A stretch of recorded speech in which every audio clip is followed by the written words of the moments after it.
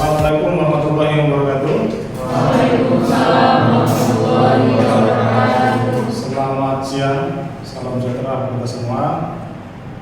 Kali ini kita ketemu lagi di perkuliahan mata kuliah konstruksi beton di pertemuan kedua. Sebelumnya saya memperkenalkan diri, nama saya Insinyur Marduan Fauzi Estianti. Di sini saya selaku dosen penampung mata kuliah ini ya. Kemudian untuk mata kuliah ini ada bisa dilihat di portal ya, di LMS. Anak nanti bisa lihat di portal bahwa di mata kuliah kita ini ada juga materi yang saya upload secara online. Begitu juga dengan tugas mata kuliah, saya juga ada upload di sini. Kemudian pendalaman singkat dari mata kuliah ini ya. Jadi mata kuliah konstruksi beton ini membahas prinsip-prinsip dasar dalam perencanaan, perancangan dan pelaksanaan struktur beton bertulang. Materi ini mencakup karakteristik material beton dan baja tulangan, perilaku struktural elemen beton, balok, kolom plat dan fondasi yang berdasarkan peraturan SNI 2847/2019 serta aspek teknis pelaksanaan di lapangan. Itu tujuannya mahasiswa akan memahami bagaimana merancang struktur beton yang aman, ekonomis dan sesuai standar konstruksi. Nah, ini ada di RPS ya. Jadi ada rumus capaian pembelajaran mata kuliah, nanti Anda bisa lihat di RPS di pertemuan kedua. Jadi diantaranya mampu mengaplikasikan ilmu rekayasa sipil untuk menyelesaikan permasalahan desain dan analisis perilaku kolom plat fondasi dari peran tanah dan menggunakan material konstruksi untuk bertulang.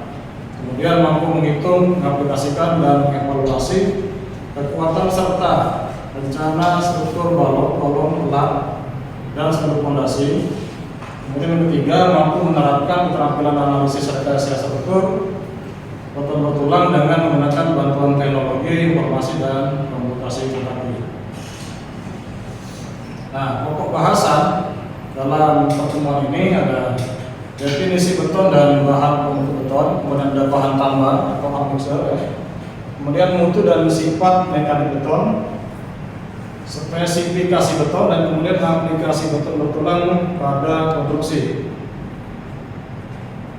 Petunjuk pembelajaran ada ceramah interaktif ya, diskusi, tugas kelompok, studi kasus dan presentasi hasil tugas. Kita lanjut ya. Jadi beton itu merupakan material konstruksi yang diperoleh dari pencampuran pasir, kerikil, batu pecah, semen, serta air.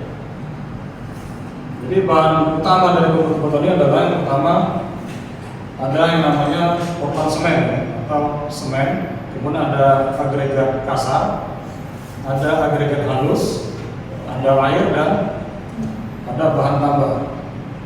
Nah, di sini mungkin Anda pernah belajar di mata kuliah bahan bangunan ya. Jadi ada agregat kasar dan ada agregat halus. Mungkin saya tanya dulu nih, untuk bedanya agregat kasar dan halus ini apa? Yang bisa bantu jawab? Saya Pak. Oke, silakan. Izin Pak, sebelumnya perkenalkan saya Lutfi, mahasiswa teknik sipil. Untuk agregat kasar dan halus itu pembedanya ada di ukuran butirannya Pak. Ya. Untuk agregat kasar itu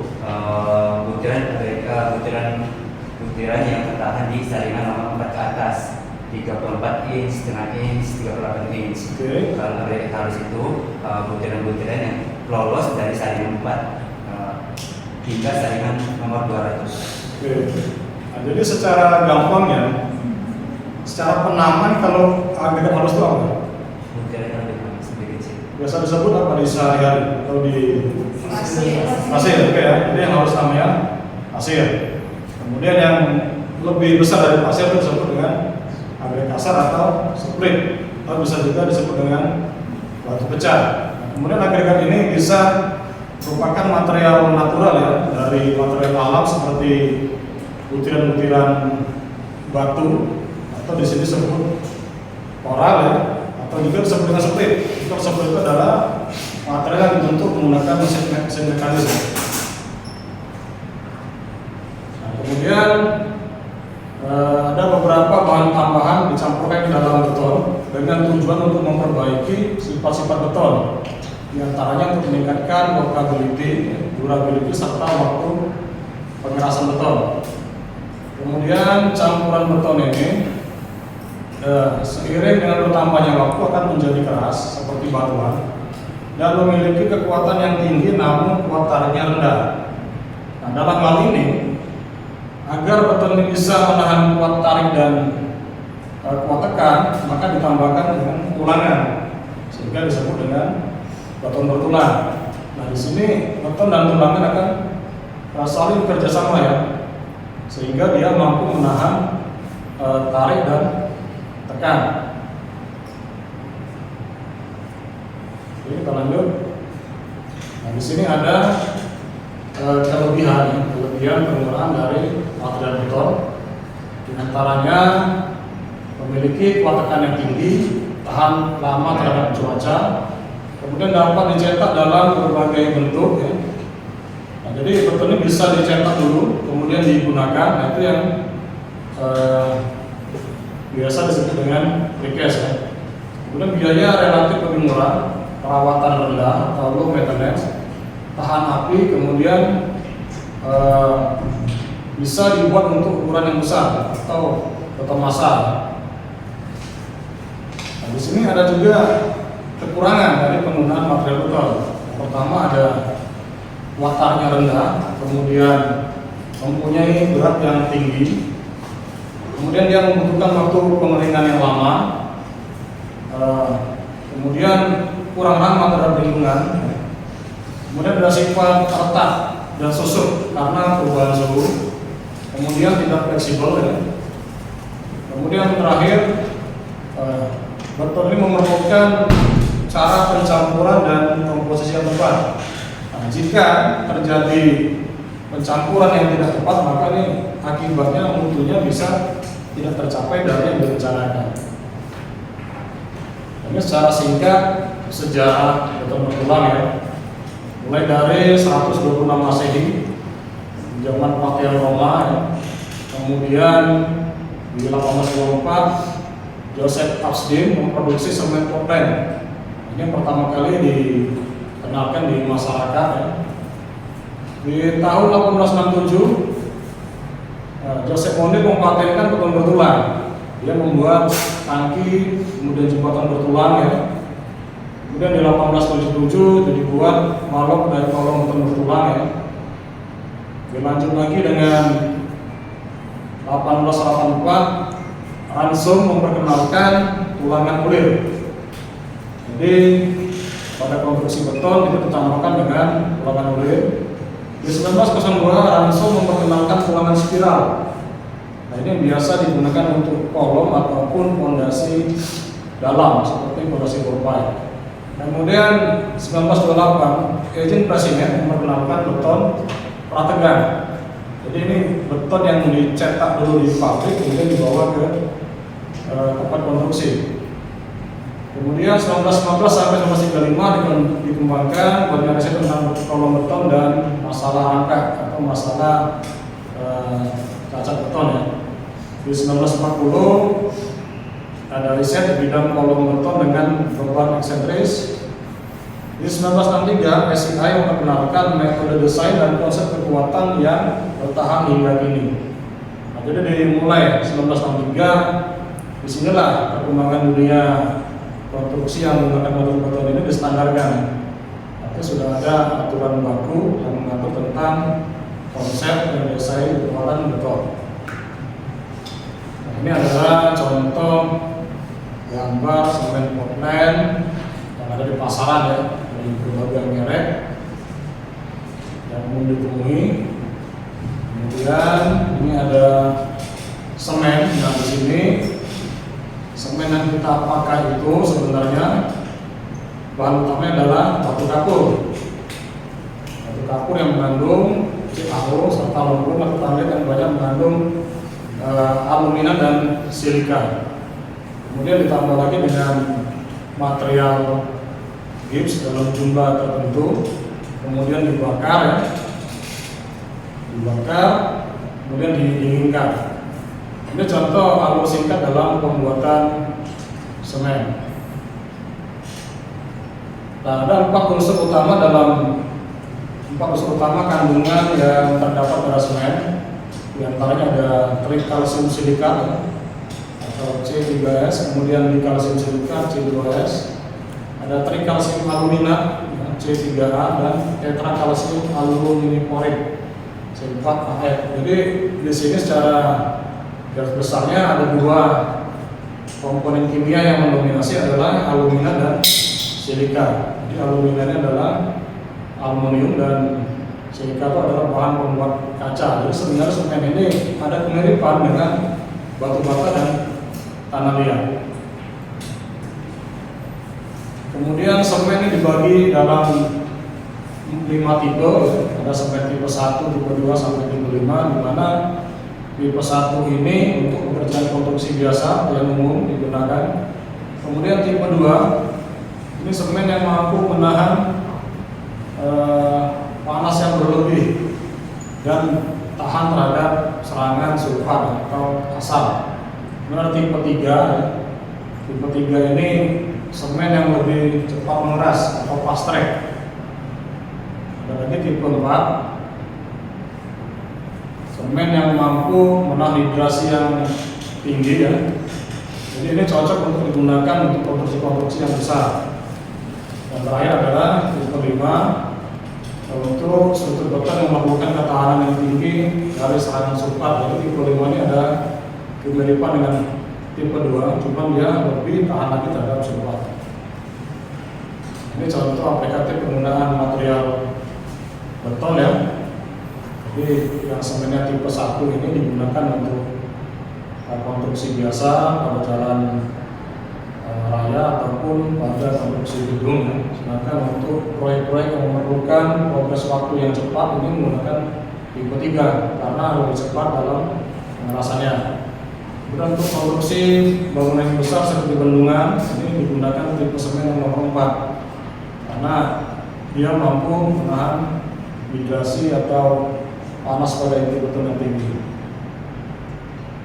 Ini contoh gambar agregat tadi yang saya tanyakan ya. Di sini ada agregat halus dan agregat kasar. Di mana di sini kalau agregat halus ini bentuknya atau rupanya ada seperti pasir dan agregat kasar seperti bongkar-bongkar atau granular yang lebih besar dari pasir. Nah, di sini tadi dijelaskan bahwa agregat kasar itu dia lebih besar dari 4,75 mili. Sampai sini ada pertanyaan terkait materi ini?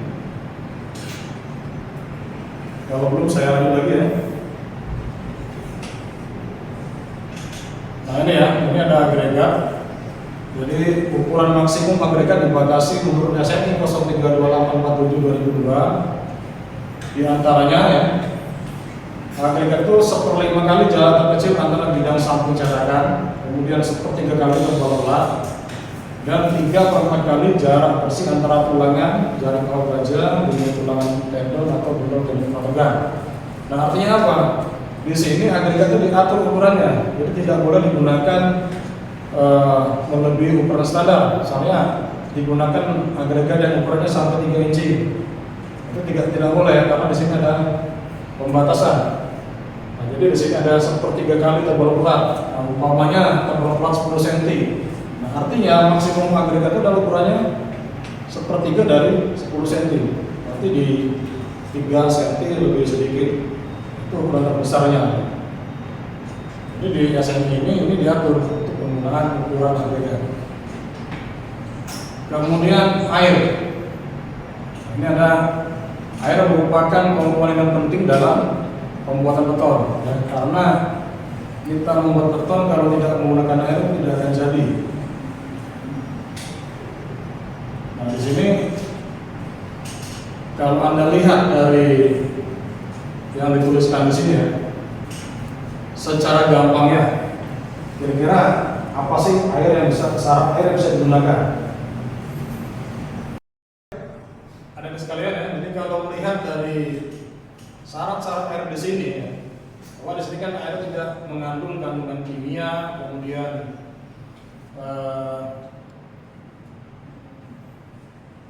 tidak mengandung sedimen ya. Nah, jadi secara gamblang ya, secara mudahnya air yang bisa digunakan untuk campur beton seperti apa? Yang bisa dijawab? Oke, silakan. Perkenalkan, saya Yuna Rifin. Oke. Yang pertama, tidak berwarna, tidak terasa, dan Tidak berbau. tidak berbau. Ya. Jadi yang paling mudah untuk mengenali air yang bisa digunakan untuk beton, yang pertama dia tidak berasa, kemudian tidak berbau dan tidak berwarna. Itu air jernih yang bisa diminum. Nah, tapi kalau air itu bisa diminum, itu bisa digunakan untuk beton ya. Nah, ini ada bahan tambah atau admixer. Jadi atau disebut juga aditif. Nah, di sini ada bahan kimia ditambahkan ke dalam campuran beton ya.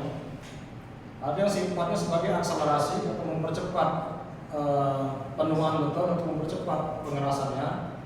Ada yang bersifat retarding, dia menghambat atau memperlambat waktu peningkatan. Jadi bisa kita atur waktu pengerasannya itu mau berapa lama. Jadi itu menggunakan tipe ya retarding. Kemudian satu lagi yang dia akan meningkatkan kuat tekan dan mereduksi penggunaan air. Jadi ini ada beberapa tipikal dari bahan tambah atau mixer ya.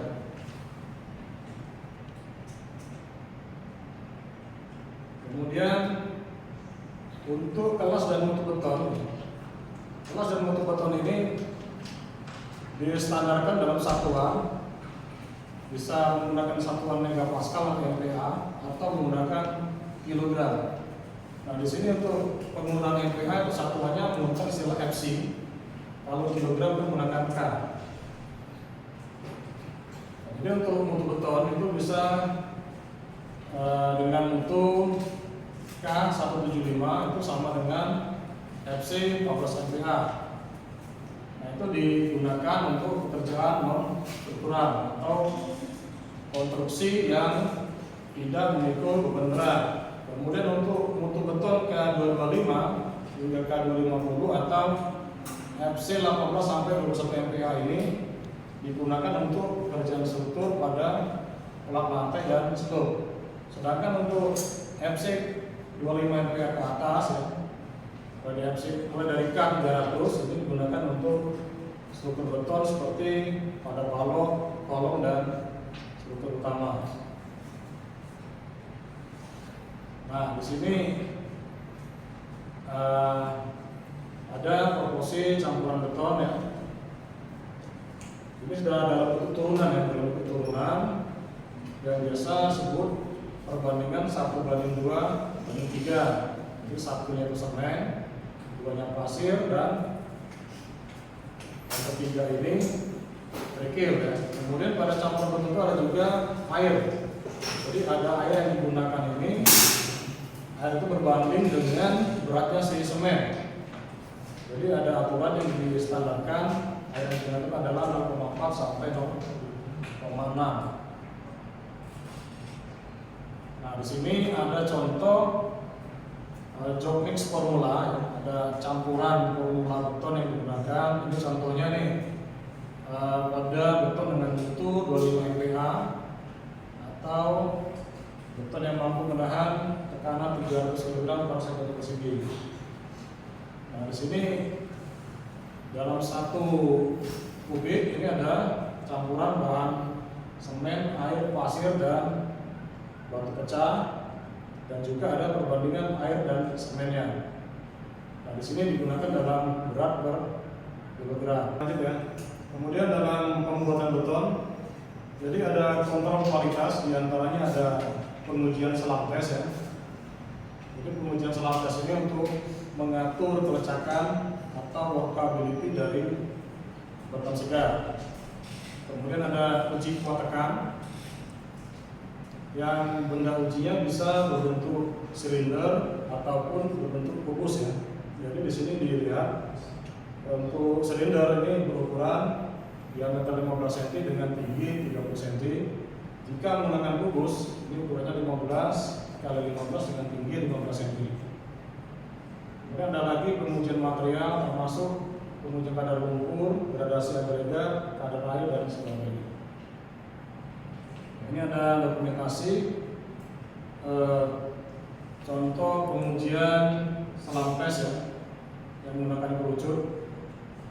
Jadi di sini selam tes ini bertujuan untuk mengetahui kekentalan ataupun keenceran dari adukan botol tersebut ya. Karena sangat mempengaruhi dari workability terhadap campuran.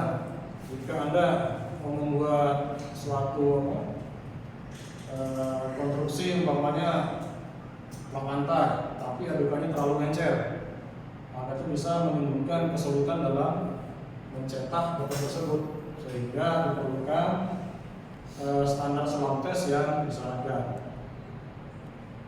Ini ada sifat mekanik beton dari kuat tekan, kuat tarik, ya, kuat lentur, dan kemudian modulus.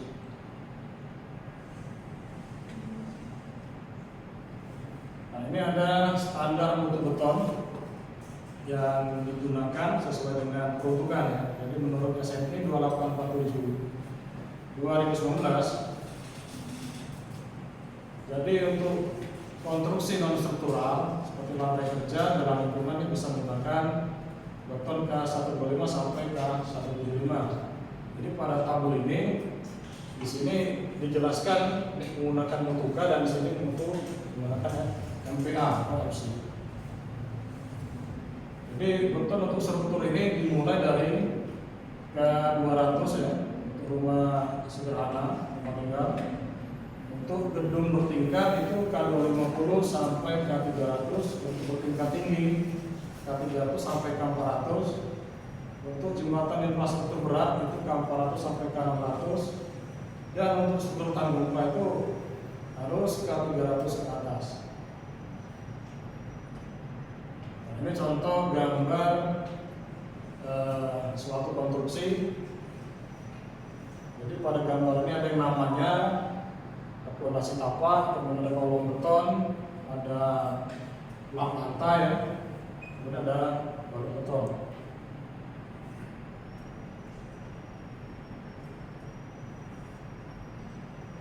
Nah, ini ada dokumentasi konstruksi. Ini pada gambar ini termuat proses instalasi tulangan ya.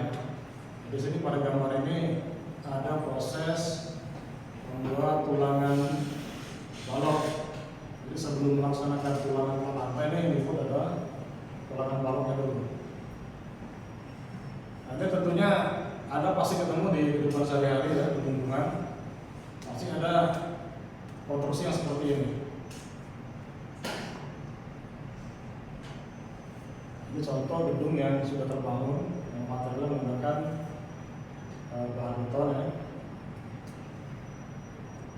Nah, kemudian di akhir dari materi ini sebelum saya menyampaikan tugas ya, mungkin ada pertanyaan atau ada sesuatu yang harus disampaikan.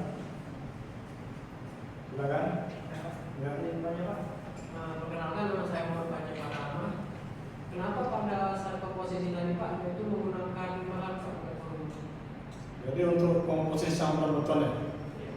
Jadi pada tabel ini mengapa kok digunakan berat bukan volume? Jadi pertanyaan sederhana, bahwa Anda tahu kan kalau masing-masing benda itu mempunyai massa jenis kan berbeda kan. Kalau saya katakan satu ember semen dengan satu ember pasir itu beratnya beda kan? Beda kan? Satu ember kapas dengan satu ember air beratnya sama nggak? Beda. Artinya pun volume sama tapi beratnya akan berbeda. Nah, jadi kalau campuran menggunakan berat ini akan mendapatkan komposisi yang lebih pasti. Jadi seperti itu.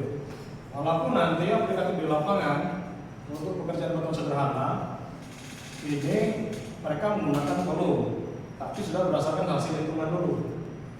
Makanya nanti volume itu bisa berbeda. Jadi kalau satu ember semen nanti perbandingannya 2 ember pasir atau 3 ember agar kasar. Mungkin ada lagi pertanyaan?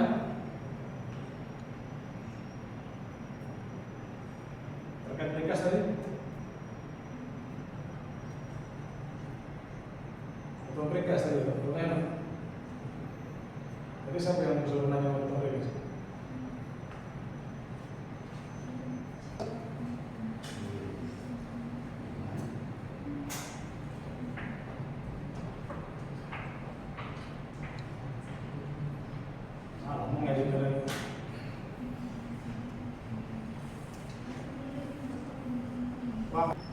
Nama saya Nabi Yaitu Pak izin bertanya Pak soal beton precast itu Pak.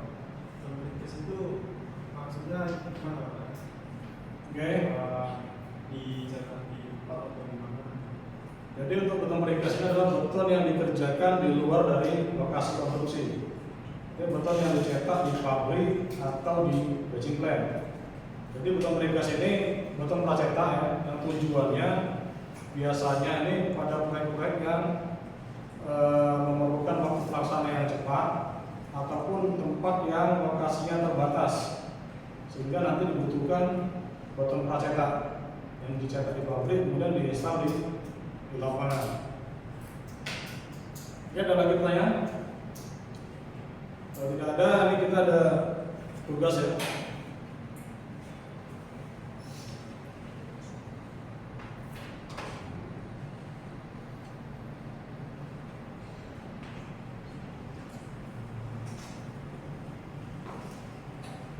Oke, jadi berdasarkan mata kuliah tadi, materi tadi, jadi ini ada tugas. Tugas ini kunjungan ke konstruksi, jadi bebas konstruksinya, bisa itu gedung, bisa jembatan ataupun konstruksi jalan, ya, atau sebagainya. Jadi di sini langkah penyelesaiannya, buat kelompok terdiri dari 3 orang. Jadi di sini Anda bebas menentukan anggota siapa saja. Kemudian siapkan APD seperti helm, mobil dan sepatu. Siapkan alat tulis dan form ya. Kemudian alat ukur meteran.